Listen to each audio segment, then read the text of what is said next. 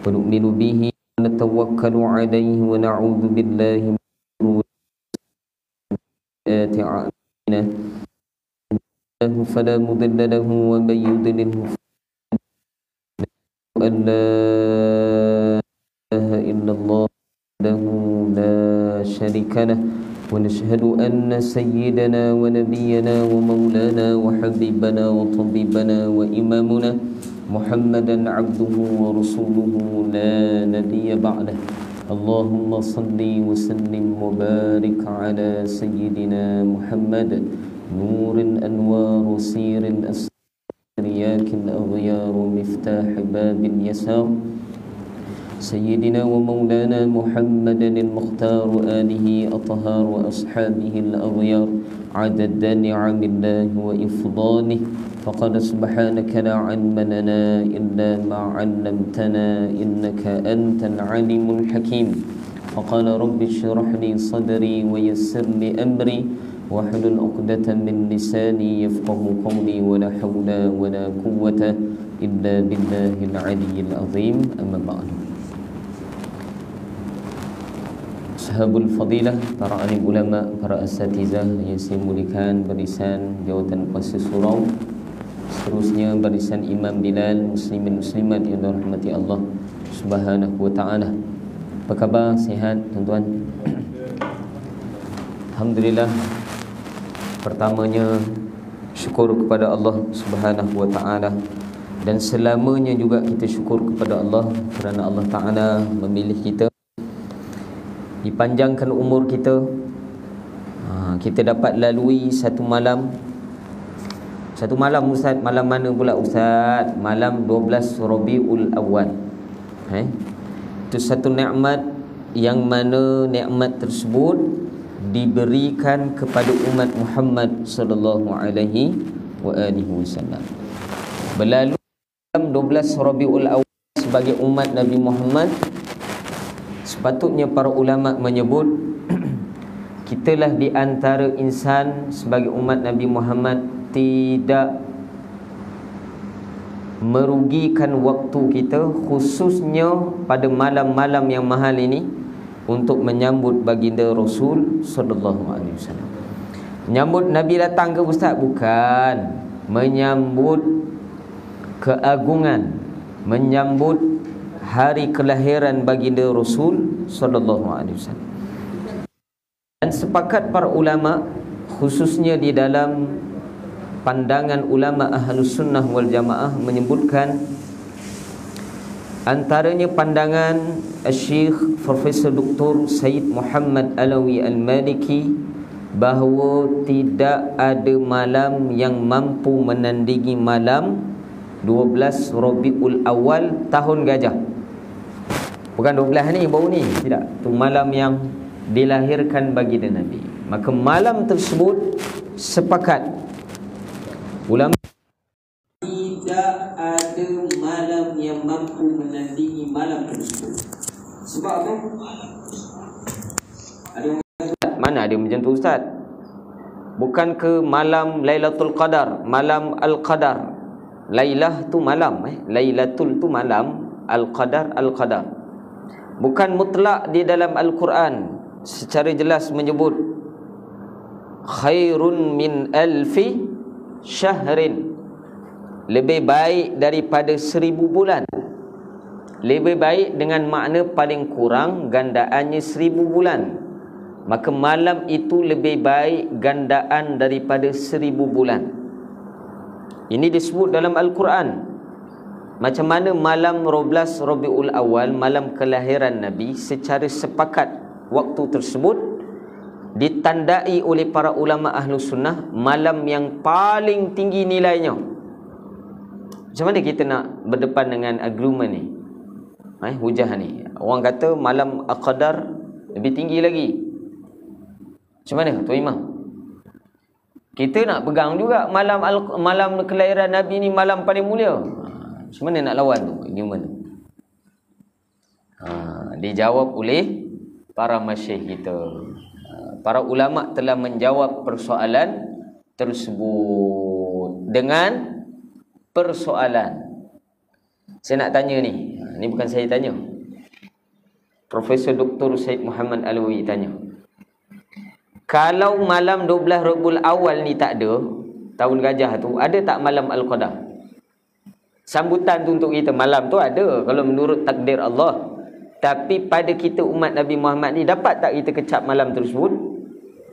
Tak dapatlah. Sebab Nabi tak ada. Bukan malam tu saja, malam 10 Ashura, Yaumul Ashura, ada? Tak ada. Malam-malam kebesaran dalam Islam tidak mampu diraikan kalau tidak datang malam 12 Rabiul Anwar. Ada sebagian orang dia salah faham penafsiran para ulama ini. Seumpama dia kata para ulama ni terlampau mendewakan Nabi. Siapa mendewakan Nabi? Ini statement, ini hujah di dalam Al-Quran dan hadis. Ini menurut sudut pandang orang berilmu dan ahli di dalam agama. Maka ulama menyebut ini salah satu daripada tanda kebesarannya Allah Subhanahu wa ta'ala. Walaupun Nabi Muhammad datang yang paling akhir sebagai pembawa risalah, tapi malam dilahirkan Nabi terakhir ini lebih baik daripada malam-malam sebelumnya. Lebih baik daripada malam kelahirannya Nabi Musa, lebih baik daripada malam kelahirannya Nabi Isa dan nabi-nabi sebelum daripada Nabi Muhammad sallallahu alaihi wa alihi wasallam. Takkanlah macam tu pula. Ya, sebab itu perkhabaran Nabi Muhammad telah diceritakan oleh para nabi terdahulu. Dengan makna apa? Mereka juga menanti-nanti bila dilahirkan baginda Rasul sallallahu alaihi wa alihi wasallam. Saya ni demam lagi ni tuan-tuan, tapi semangat pula nak cerita ni. Makalah alhamdulillah. Ini saya bagi pilihan ni. Pembahasan kita ni nak terus pada kitab ataupun kita ambil khusus malam ni pembahasan tentang Rabiul Awal. Saya mana-mana tempat macam tu tuan-tuan sebab kita ambil tradisi guru-guru kita. Tok guru saya kalau pergi mana-mana, kalau berlangsung malam tersebut ataupun bersempena dengan hari-hari kebesaran dalam Islam, maka mereka akan meraikan. Berhenti kejap bacaan kitab, pembahasan. Satu kuliah ataupun 2 kuliah perbahasan tentang hari kebesaran tersebut. Maka saya segi malam ni lah kita nak bahas sedikit bab itu.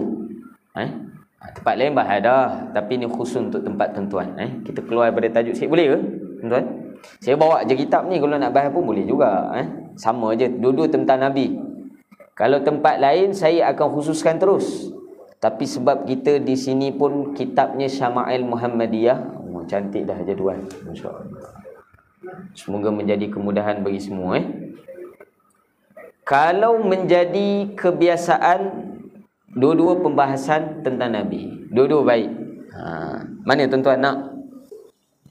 Kalau kita ambil tajuk khusus malam ni, apakah pengkhabaran tentang Nabi di dalam kitab-kitab terdahulu? Apa pembahasan yang Allah turunkan tentang Nabi dalam kitab Zabur? Ni jarang kita sebut ni. Apa pembahasan tentang Nabi di dalam kitab Taurat? Di dalam kitab Injil, di dalam suhuf para nabi terdahulu. Apa yang Allah sebut tentang Nabi? Yang kita tahu ada, betul? Tapi benda tak tahu. Apa yang disebut dalam Taurat tu? Tak tahu. Maka kita bawa sedikit malam ni boleh? Tapi tak panjangnya insya-Allah. Tak sampai 10.30 insya-Allah. Sekadarnya lepas ni pun ada majlis lagi insya-Allah. Baik. Boleh ke tu? Meletup-letup lah tu. Baik. Semoga Allah bagi kita sihat semua. Amin. Semalam kalau di Najihin kita dah sampai hadis ke-5. Kita bahas muqaddimah tentang Imam Bukhari. Tentang Imam Al-Bukhari. Ini kita ambil special sikit kat sini. Dekat Najihin pun tak sempat semalam nak buat. Sebab kita dah baca hadis baru, tak adalah kita buat yang tu, sebab di dalamnya telah dirangkum sedikit. Baik, saya mengambil pandangan seorang ulama.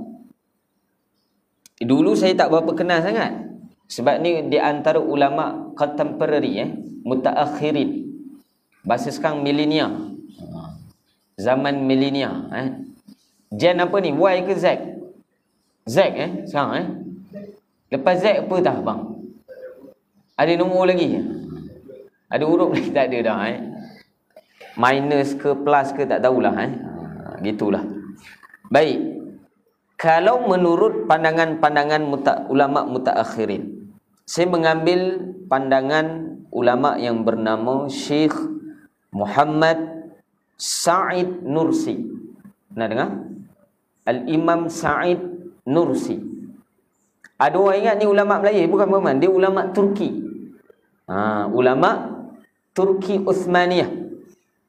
Ni bukanlah ulama zaman 2000-an ni, tapi sebelum ini lagi. Saya tertarik dengan beliau ini sebab pertama saya dengar daripada lidah bibir guru kami yang mulia, Profesor Dr. Usman Al-Muhammidi di UAE, di ISTAK. Beliau adalah fellow ISTAK, Institut Pemikiran Islam, Ketamudanan Islam di UAE. Beliau menampilkan sudut pandang Al-Imam Sa'id An-Nursi. Dan kata beliau, Imam Sa'id Nursi ini di kalangan ulama mutaakhirin yang diberikan futuh oleh Allah Subhanahu wa taala, pembukaan ilmu oleh Allah. Saya sebelum ni dengar gitu je, tapi bila kita buat penelitian, Al-Imam Sa'id Nursi ni di antara ulama dalam sudut tafsir, hadis, nahwu, saraf, yakni balaghah dalam lughatul Arabiah, bahasa Arab. Tapi beliau orang Turki, bahasa Turki lah, Turkiye, sekarang lah Turkiye. Dan kalau beliau ini, menurut ulama dunia, beliau ni di antara ulama yang mampu menghafal referensi kitab. Bukan kitab, referensi kitab. Apa dia tu? Kitab rujukan bagi kitab-kitab.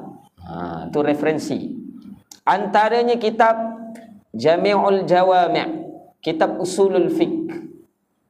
Saya nak bagi perumpamaan macam mana Kitab karangan Al-Imam Muhammad bin Idris Asy-Syafi'i. Kitab Imam Syafi'i kita, kitab induk. Kitab kitab risalah. Itu kitab referensi, kitab rujukan bagi ilmu fiqh. Jelas ni? Jadi seumpama itu Al-Imam Sa'id An-Nursi menghafal 70 ke 90 kitab referensi. Jadi orang kalau nak tolak agreement ataupun statement Al-Imam Sa'id Nursi ni, kena selevel lah dengan dia. Nak tanya apa tak jamu jawami', word by word, kulit ke kulit. Baik, di dalam kitab beliau, dia menghimpunkan kumpulan mukjizat baginda Rasul sallallahu alaihi wasallam. Sebanyak, kalau ikut kiraan ini, 300 mukjizat. 300 mukjizat. Kalau tanya kita, apakah mukjizat Nabi? Yang paling popular dijawab Al-Quran. Betul? Selain daripada itu tak tahu. Tahu pun satulah, pasal lagu mungkin. Mukjizat Nabi pelepah tamar menangis. Jadi tahu yang tu je. Belah bulan, Tuan Imam tadi tunjuk keluar air daripada celah jari Nabi. Di dalam kitab ini ada 300. Ya Allah. Tak pernah dengar kita, Dan salinan ini yang ada di tangan saya ni hampir 400 page, 400 muka surat perbahasan tentang itu. Nak baca semua? Tak, Bukan dia tak jadi edisi khas, edisi terpaksa nanti, Baik. Makanan dah sampai dah, masya-Allah. Subhanallah. Baik. Saya membawa pandangan Al-Imam Sa'id An-Nursi menakalkan riwayat yang beliau terima tentang apa bentuk syarahan, apa bentuk catatan yang ditulis ataupun dicatat di dalam kitab Taurat, Injil dan Zabur. Ini dikumpulkan oleh beliau dan sampai riwayat itu dan apa yang disebut oleh Allah Ta'ala tentang Nabi Muhammad menurut kitab-kitab terdahulu. Baik, yang pertama dah azan isyak. Ini tak tahu berapa banyak ni. Sebut tadi 3 kitab, Zabur, Taurat, Injil. Baru nak mula kitab Zabur, azan isyak. Azan dulu. Baik. Ni bang. Wei bang.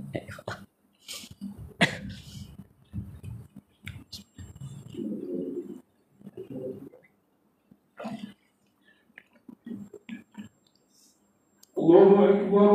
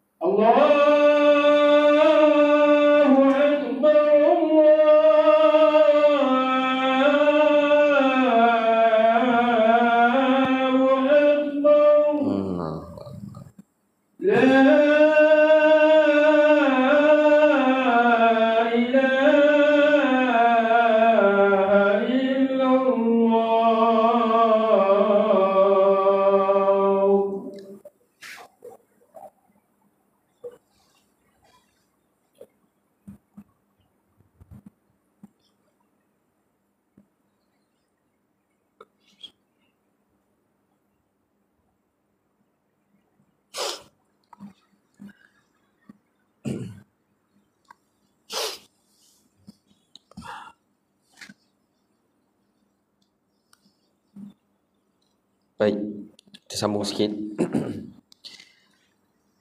Saya minta maaf kalau terhilang suara ke apa, memang tak apa, sihat sikit tuan-tuan. Jadi kita bawa beberapa sudut pandang yang kita mampulah malam ni. Baik,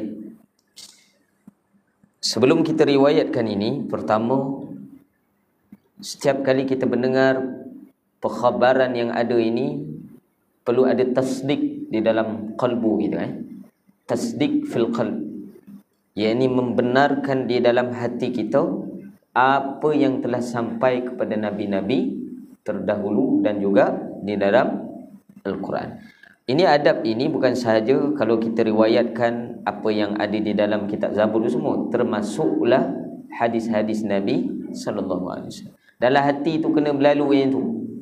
Kalau tak, dia pergi kedai mama. Jelas? Baik. Pertama, di dalam kitab ini pada muka surat 200. Tunggu 200.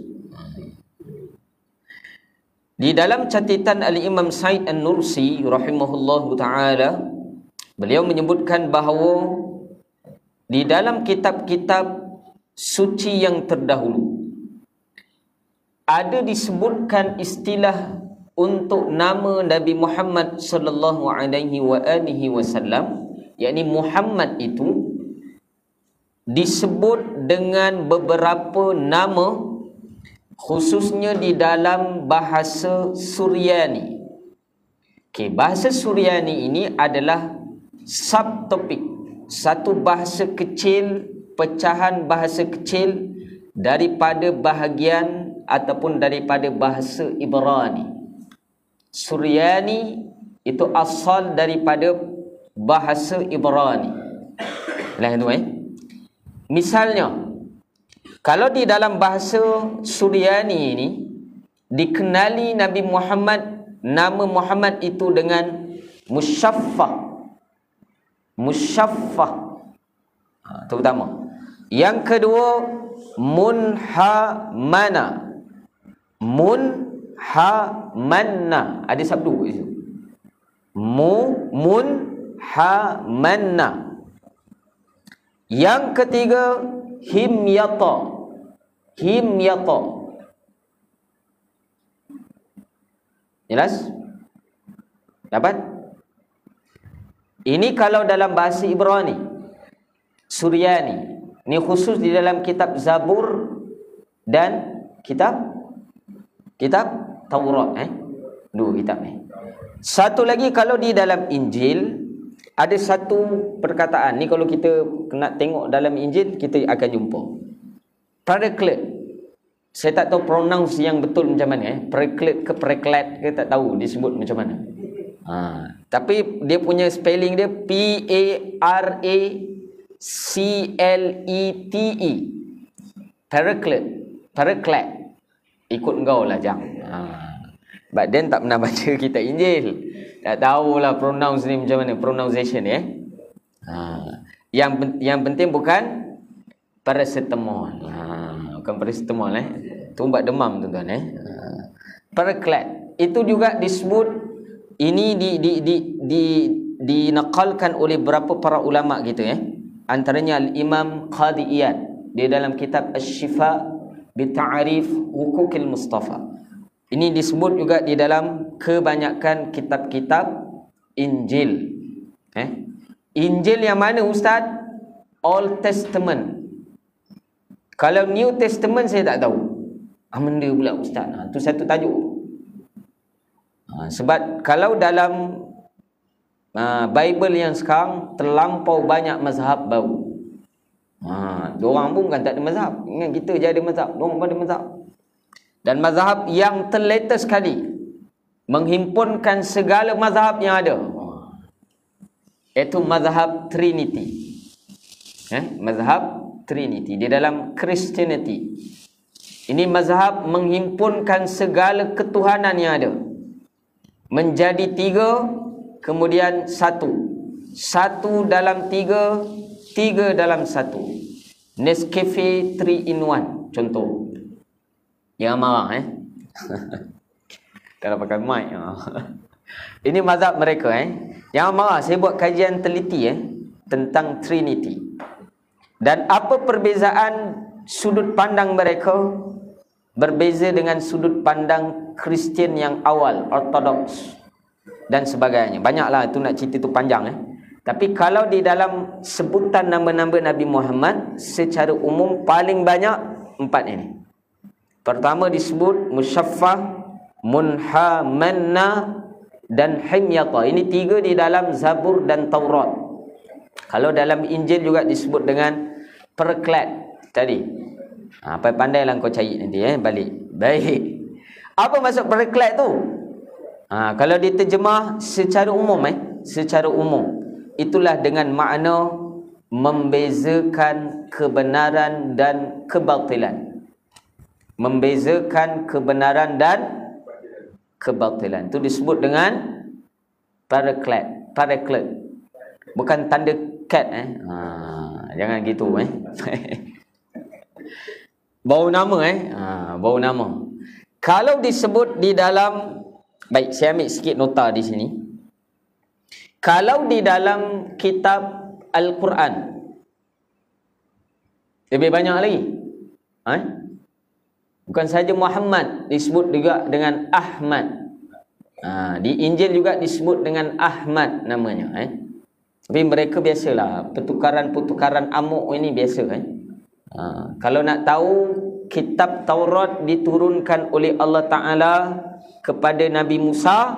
Macam mana keadaan penurunan kitab Taurat? Ingat lagi? Imran, ingat lagi? Ismail. Diturunkan macam mana kitab Taurat? Beransur-ansur ke?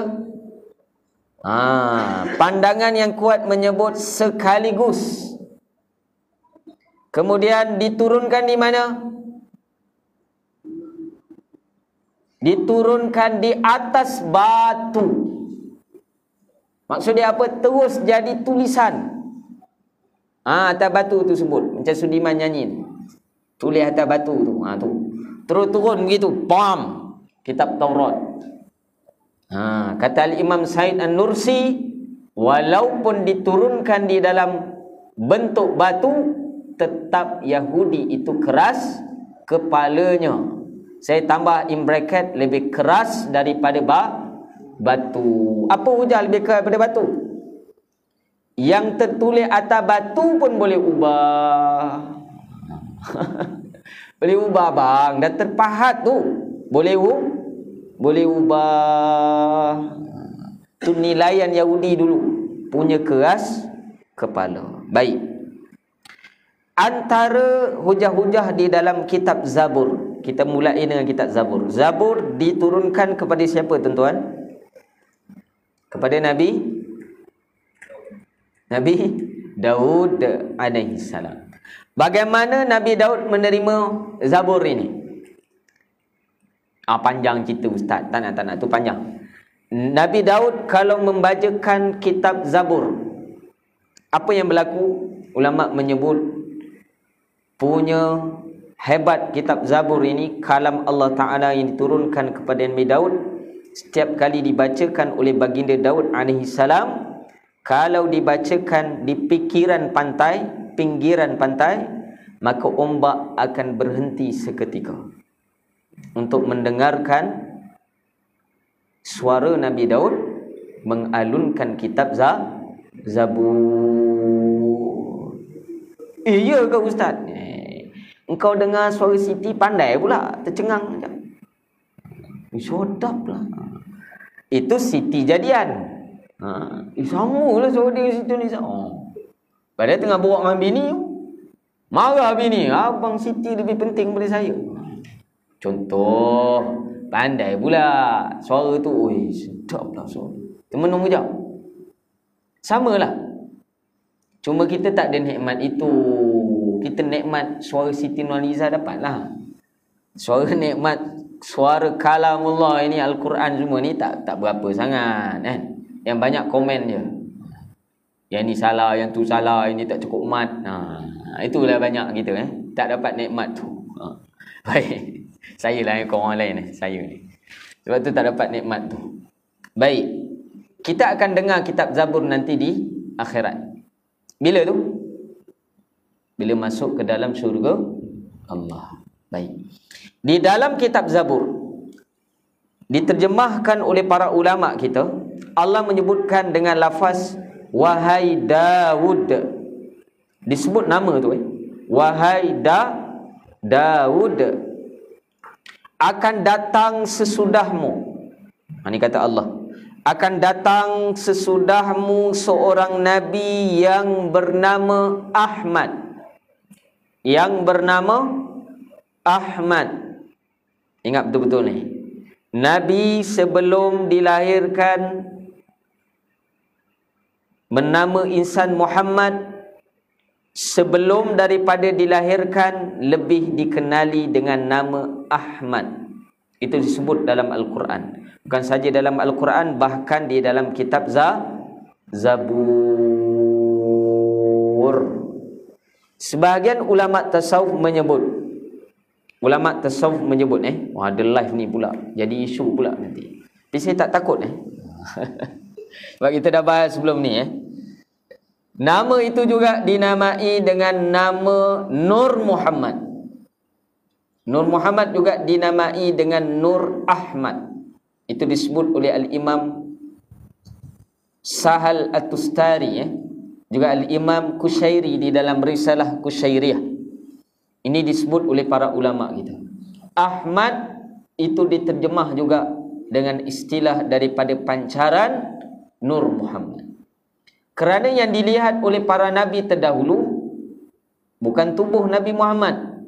Mereka melihat Nur Muhammad sallallahu alaihi wa alihi wasallam, yang pada waktu itu dikenal dengan nama Ahmad. Jelas? Apa masalahnya? Ada orang kata bermasalah ustaz.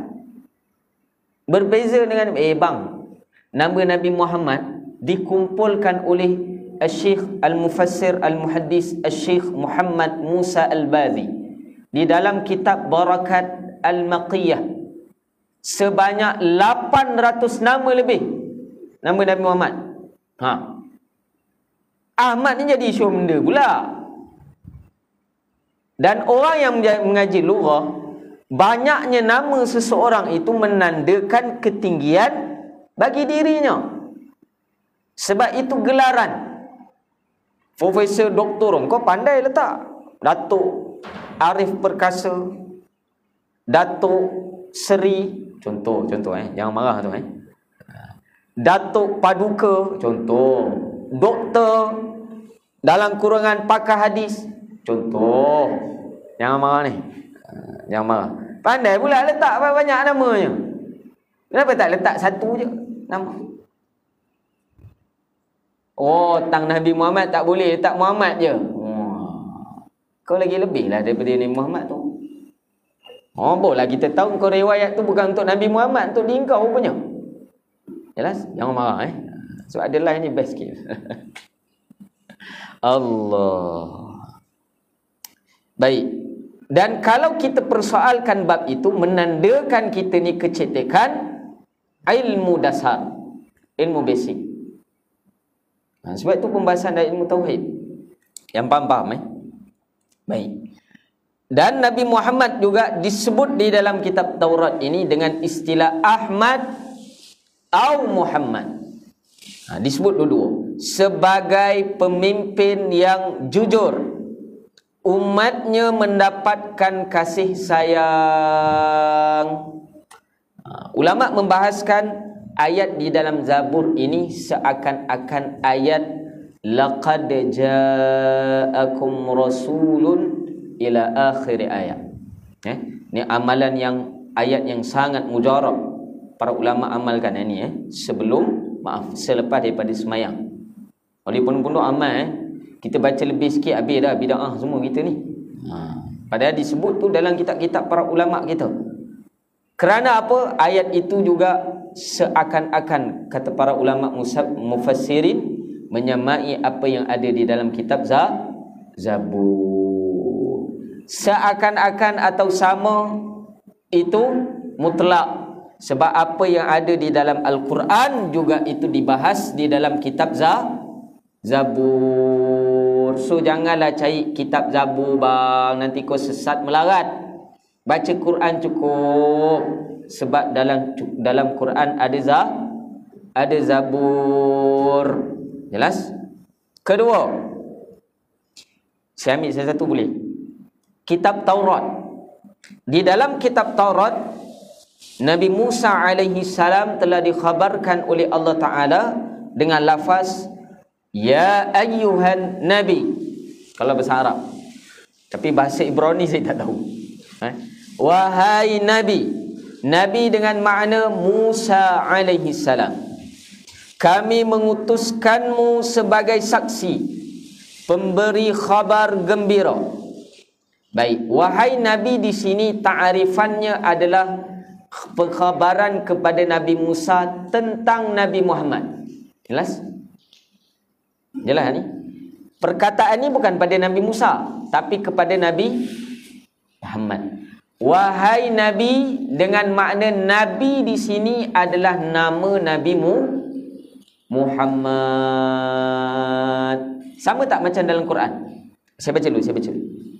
Kami mengutusmu sebagai saksi, pemberi khabar gembira, pemberi peringatan dan sandaran kaum yang buta huruf.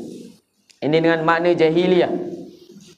Engkau adalah hamba-Ku, ku namai engkau dengan Al-Mutawakkil. Di dalam kitab Taurat dinamakan Nabi dengan dua nama ni. Pertama An-Nabi, yang kedua adalah Al-Mutawakkil. Kata Allah di dalam kitab Taurat menyentuh tentang sifat Nabi, engkau tidak kasar dan tidak keras. Itu dinamai kepada Nabi Muhammad. Ni penting tak ni kena tahu ni? Ya. Sebab kita tak sempat Paderi-paderi setelahnya, yang ni orang yang mempelajari kitab-kitab terdahulu. Antaranya siapa?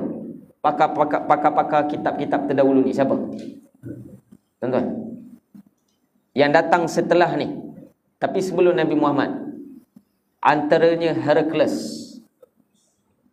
Sebelum itu lagi Raja Najasyi. Dan sebelum itu banyak lagi.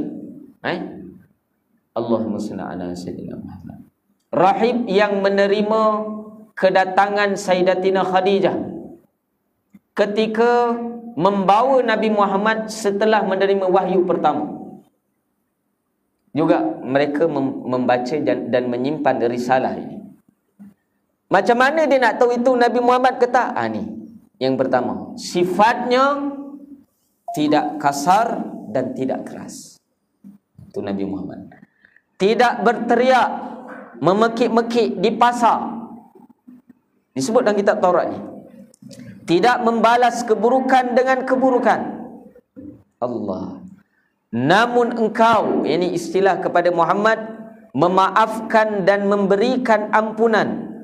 Allah tidak mewafatkannya, yakni gelaran bagi Nabi Muhammad ini, sampai ia meluruskan ajaran yang bengkok, sehingga mereka, yakni umatnya, mengucapkan la ilaha illallah. Ini disebut di dalam kitab Taurat. Saya nak bahas tapi panjang nanti Ya ayuhan Nabi itu disebut juga di dalam Al-Quran. Nabi Muhammad tidak pernah dipanggil dengan namanya oleh Allah di dalam Al-Quran. Tak pernah. Ya ayyuhal mudaththir, ya ayyuhal muzammil, Yasin, Kaf ha ya ain sad, Hamim, Ain Sin Qaf, Alif Lam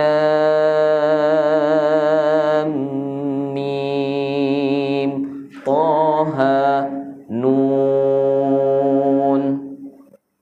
Itu huruf, tapi nama Nabi Muhammad.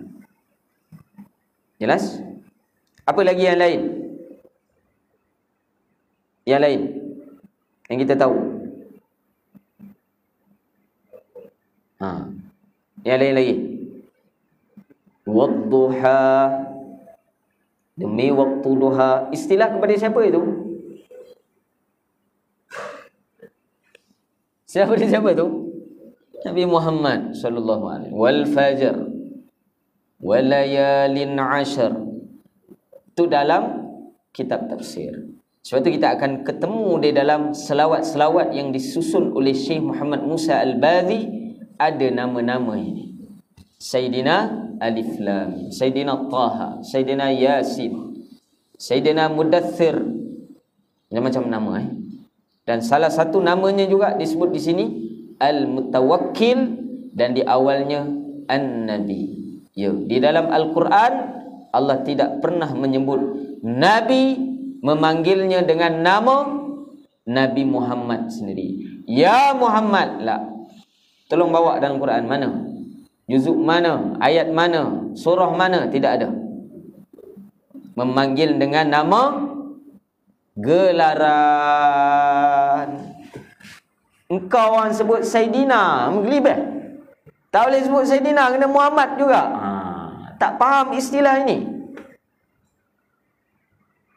Kerana ta'zim terhadap adab yang ditunjukkan oleh Allah sendiri kepada Nabi Muhammad, sebagai menghargai insan agung ini. Bukan Allah tunduk pada Nabi Muhammad. Tidak, jangan faham begitu. Itu faham orang tak belajar tu.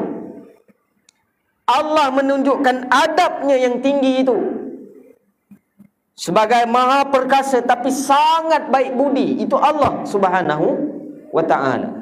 Dan berbudi kepada siapa? Insan yang paling berbudi, yakni Muhammad. Dengan istilah dibahas oleh para mufassir, tidak menyebut nama Nabi Muhammad dengan Muhammad itu sendiri. Jelas? Maka tidak ada masalah menambah Sayyidina, kerana itu istilah untuk penghormatan kepada Nabi. Tak salah juga meninggalkannya. Tak salah. Orang tak sebut Sayyidina macam mana Ustaz? Tak apa.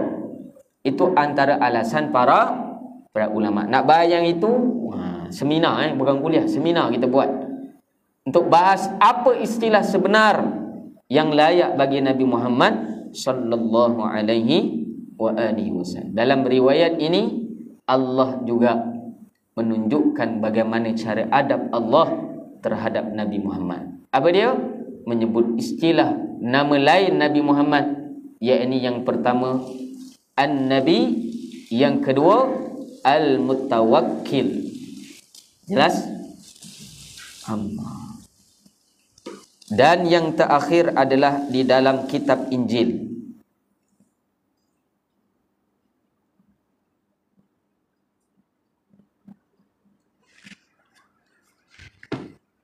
In chapter 42. Macam apa Zakir naik verse nombor dalam chapter bab 42 di dalam kitab Yesaya. Macam mana tuan-tuan? Yesaya, bukan ya saya. Kalau pronoun tu ya saya, tapi cara pronoun Yesaya. Disebutkan ni kita apa Ustaz? Injil. Dalam kitab Injil. Ini belajar kitab Injil kita. Tadi kitab Taurat, kedua kitab Zabur, ketiga ini kitab Injil. Menyebutkan Allah Ta'ala akan mengutuskan. Ni kepada siapa ni? Nabi Isa alaihi salam. Allah Ta'ala akan mengutuskan hamba pilihannya di akhir zaman, dan dia mengirimkan kepada beliau Ar-Ruhul Amin. Ar-Ruhul Amin. Siapa Ruhul Amin? Kita baca dulu ni. Allah akan mengutus hamba pilihannya. Ni Allah cerita kepada Nabi Isa. Allah akan mengutus hamba pilihannya. Bermaksud bukan Nabi Isa. Siapa ni? Kan tajuk kita Nabi Muhammad. Nabi Muhammad lah ni. Dengan maksud hambanya tadi, dengan maksud Abdullah. Ada tak dalam Quran pembahasan ni? Ada. Ya abdi ni, hambanya. Dan kalau di tahqiq lebih kuat, pilihan dengan makna dalam bahasa Al-Quran, dalam bahasa Arab dengan makna Al-Mustafa. Itu hamba pilihan. Yang ni siapa? Muhammad sallallahu alaihi wasallam. Di akhir zaman sekarang ni, jangan tak sedar ada yang tak sedar. Iyalah kita kat akhir zaman ni, tak sedar ni. Dan dia mengirim kepada beliau, yang ni pengutus tadi, mengirim kepada Nabi Muhammad siapa? Ruh Al-Amin. Siapa Ruh Al-Amin ini? Jibril alaihi salam. Ada dalam Quran tak ni? Ada surah Al-Qadar disebut tadi. Tanazzalul malaikatu warruh. Buka dalam tafsir. Syekh Zakaria juga menafsir perkara yang sama. Kebanyakan para mufassir menyebut ar-ruh itu dengan makna Jibril alaihi salam. Wa malaika yang awal tadi selain daripada Jibril. Ar-ruh adalah istilah untuk ketua para malaikat, yakni Jibril alaihi salam. Istilah di dalam Injil menyebut ar-ruhul amin. Ruhul amin, ruh yang dipercayai. Siapa? Jibril alaihi salam, the angel. Tapi fahaman angel kalau dalam Christianity sekarang, mereka beriktikadkan malaikat adalah anak perempuannya Allah. Nabi-nabi anak-anak lelakinya Allah. Anak perempuan malaikat. Jadi kita tak pegang yang tu, jangan pegang yang tu. Maka dalam riwayat ini kita tahu bahawa Ruh Al-Amin diistilahkan kepada Jibril dengan fahaman i'tikad kita sebagai orang Islam dengan makna apa? Tidak berjantina, tak laki, tak perempuan, yang memberikan pengajaran kepadanya. Kemudian beliau, yakni Rasulullah, mengajarkan kepada manusia apa yang diajarkan oleh Jibril, ini Ruhul Amin, kepadanya. Betul lah? Apa yang diturunkan disampaikan? Ya. Hatta kul huwallah. Saya pernah sebut kan? Kul, katakan wahai Muhammad. Allah sebut pada Nabi Muhammad, katakan wahai Muhammad, huwallahu ahad, dialah Allah yang Maha Esa. Para mufassir kata patut kul tu tak payah Nabi sebut, sebab kul tu kata Allah kepada Rasulullah, katalah wahai Muhammad. Faham? Tapi punya amanah Nabi, kata tu pun Nabi sebut. Padahal kata tu pada Nabi Muhammad. Jelas? Ni dengan makna apa? Beliau sungguh menyampaikan apa yang disampaikan oleh Jibril, tidak gugur walaupun satu huruf. Betul tak ni? Betul. Sangat-sangat amanah. Siddiq Rasulullah sallallahu alaihi wasallam. Allah, dia memutuskan di antara manusia dengan hak, yakni kebenaran. Beliau adalah cahaya nur yang akan mengeluarkan manusia dari kegelapan menuju cahaya yang terang. Ikut juga Quran, Allah waliyul ladzina amanu yukhrijuhum minadh-dhulumati ilan nur. Tuhan mengajariku apa yang akan terjadi, lalu aku pun menyampaikannya kepada kalian semua. Ini pengikut Nabi Isa alaihissalam, dan ini disebutkan di dalam kitab Injil. Banyak terlampau banyak dalam ni. Saya kena pilih satu saja. Kalau saya baca saja nanti faham sendiri, payah. Quran pun tak boleh faham sendiri, ni nak cerita Zabur. Baca-baca je biar je gitu. Jangan gitu, kena tafsir. Dan saya tafsirkan, relatekan pandangan di dalam kitab Zabur, Taurat dan Injil bertepatan dengan apa yang disebut di dalam Al-Quran. Kita sajikan juga tafsiran mana di dalam Al-Quran tadi. Kalau sedarlah ke tak sedar? Tak sedar Ustaz. Kita tu dah habis dah. Cukup? Wallahu a'lam.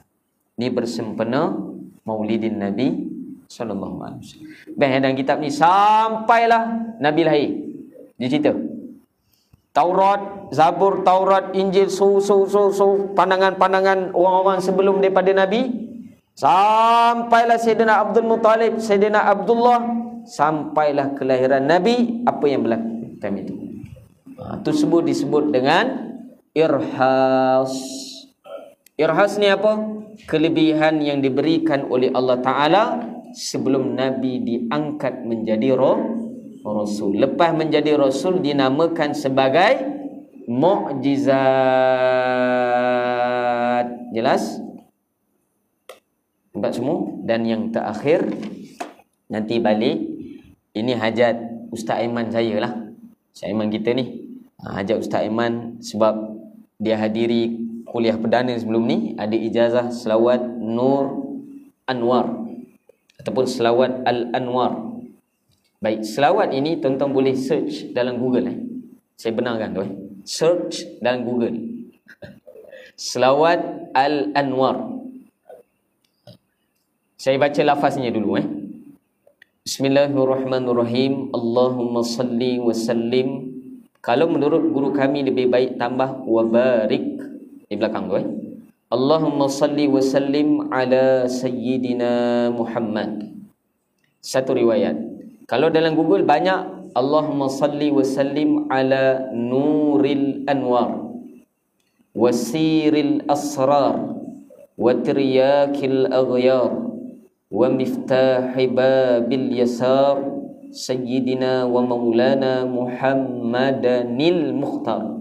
Muhammadinil Mukhtar. Dinil bukan Danil. Muhammadinil Mukhtar.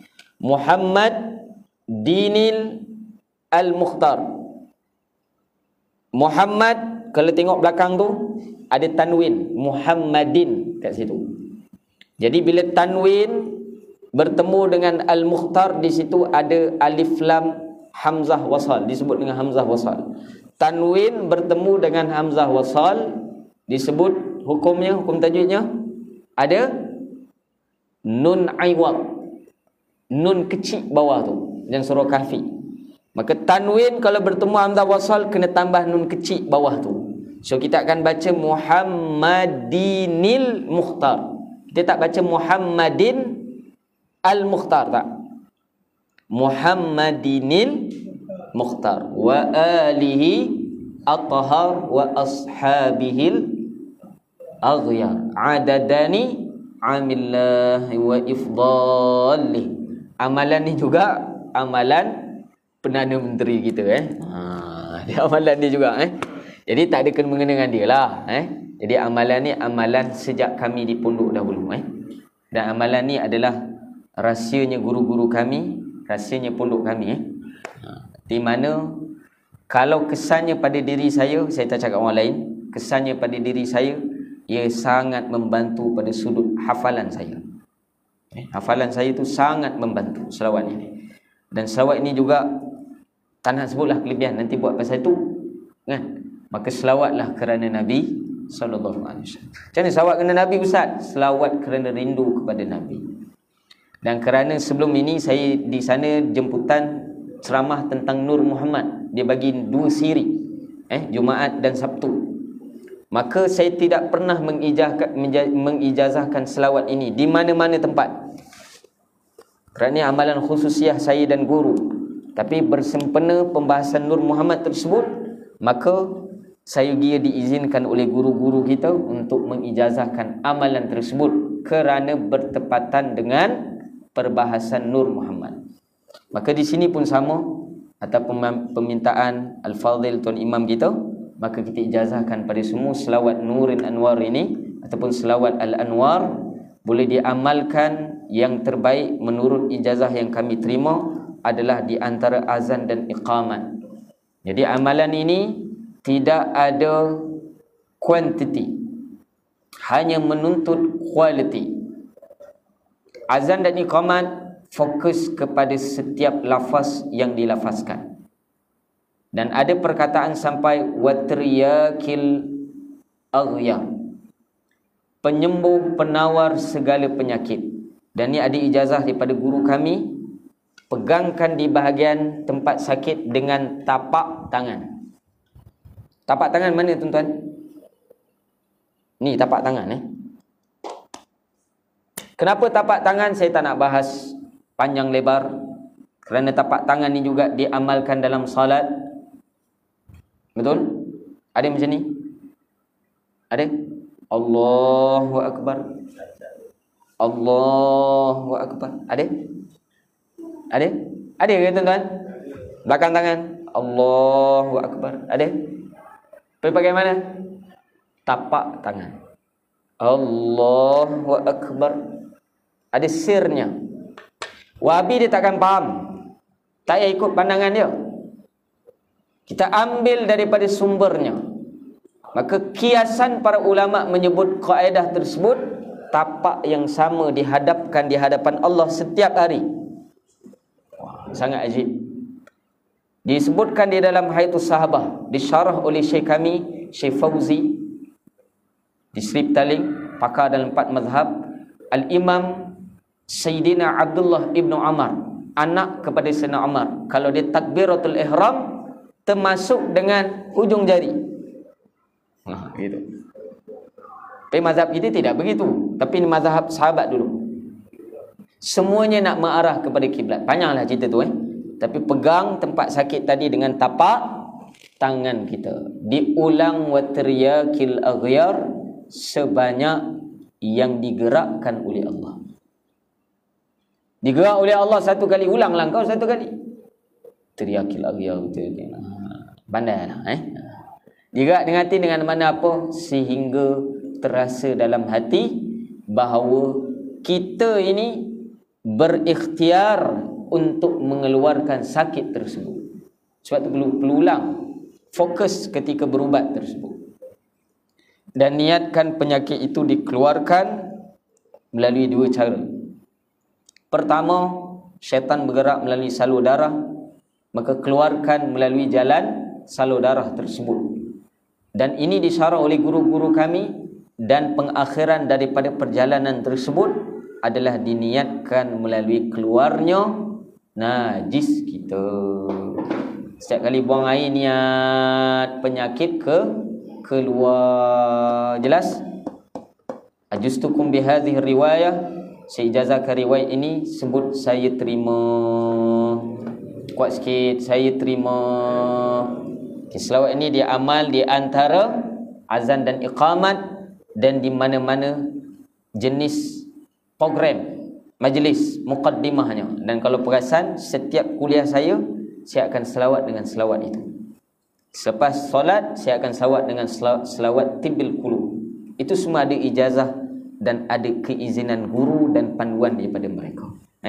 Bukan kita buat sendiri tu, tak. Kita tak pandai, ikutlah orang yang pandai. Tambah akhir zaman ni lagi, jangan pandai-pandai. Pandai tak apa, jangan pandai masuk laut nanti. Jangan. Baik, amalan ni saya tidak izinkan untuk diberikan kepada selain yang hadir di dalam majlis ini, termasuk dalam live. Kalau nak bertemu dengan saya sendiri, boleh? Macam tu ke Ustaz? Suka hati saya lah, saya yang bagi. Kau akulah, aku nak suruh kau datang rumah ke? Aku goreng nasi goreng, aku nak hantar ke? Aku nak suruh kau datang, ikut suka akulah. Sebab aku yang buat. Istilahnya gitulah. Kalau adab dengan guru. Akhir zaman kita cetek ini, maka saya permahalkan sikit cara ijazahnya. Maka perlu bertemu dengan saya. Selain pada kuliah, perlu membaca lafaz selawat itu dengan betul, baru saya ijazahkan. Kerana begitu kami ambil. Setiap amalan ada puasanya, ada waktu tertentu yang diamalkan, dan diminta izin itu direct, yakni dibaca dan diperdengarkan di hadapan guru. Kau ingat senang nak ambil, nak bagi-bagi gitu je. Kita pun ambil penat. Tuan-tuan sabar sampai 9 suku, bagi ini hadiah untuk tuan-tuan. Saya tak ada duit nak bagi amalan lah. Semoga kita ada ikatan di akhirat kelak. Amin ya rabbal alamin. Terima kasih banyak atas perhatian semua. Saya mohon maaf terkasar bahasa. Saya mohon maaf juga, saya mungkin tak dapat bersama untuk solat isyak sebab saya ada satu program lagi. Jadi mengakhiri daripada ini, saya jazahkan dengan amalan tersebut, dan saya harapkan amalan ini kalau boleh diamalkan secara tidak terputus 40 hari. Antara azan dia iqamat 5 waktu tu. Jagalah kau. Azan iqamat subuh jaga. Mereka yang berjaya 40 hari, jangan cerita dengan saya apa kelebihannya. Di sini akan tahu. Jelas? Saya simpan rahsia tersebut kepada mereka yang beramal dengannya. Boleh? Oi, berat ustaz ni. Wallahu a'lam. Ada soalan?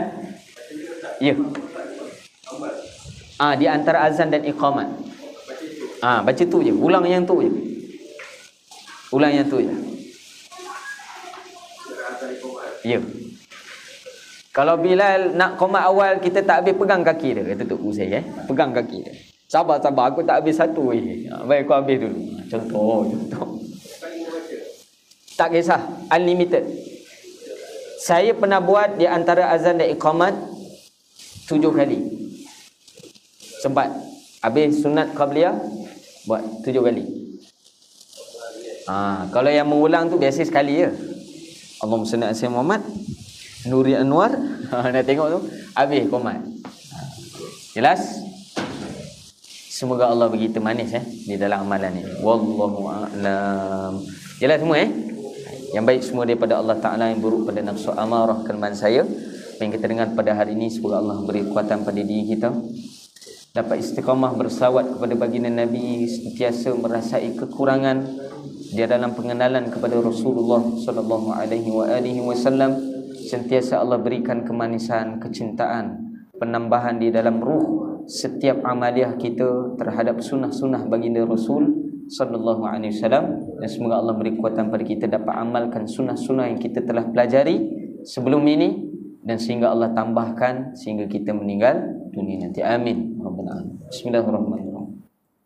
Rabbana zalamna anfusana wa in lam taghfir lana wa tarhamna lanakunanna minal khasirin. Allahumma arinal haqqa haqqan warzuqna ittiba'ah wa arinal batila batilan warzuqna ijtinabah. Allahumma rabbana atina fid dunya hasanah wa fil akhirati hasanah wa qina adzabannar. Subhanallahi wa bihamdihi, subhanakallahumma wa bihamdika, asyhadu an la ilaha illa anta, nastaghfiruka wa natubu ilaik. Alhamdulillahirabbil alamin. Yang terakhir saya nak mohon Aiman imam ke angka? Kalau saya nak minta izin bawakan tahlil untuk jiran saya pun meninggal petang tadi. Sebab saya akan bawa di tempat saya nanti. Jadi saya janji untuk bawa di kuliah tak sempat sebab kita ijazahkan selawat tadi. Saya terlupa tadi. Jadi saya mohon bawakan tahlil ringkas, boleh ke Tuan Imam? Ringkas untuk almarhumah umur 86 tuan-tuan Masya-Allah. Amalan pun selawat dengan Nabi juga Soib ini. Nama beliau ada almarhumah Munah binti Hitam.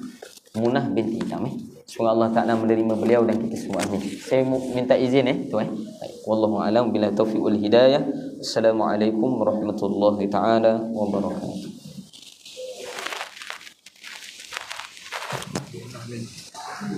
Binti Hitam. Sama. Ini mana? Terima saya kena gerak terus man. Ya, baik.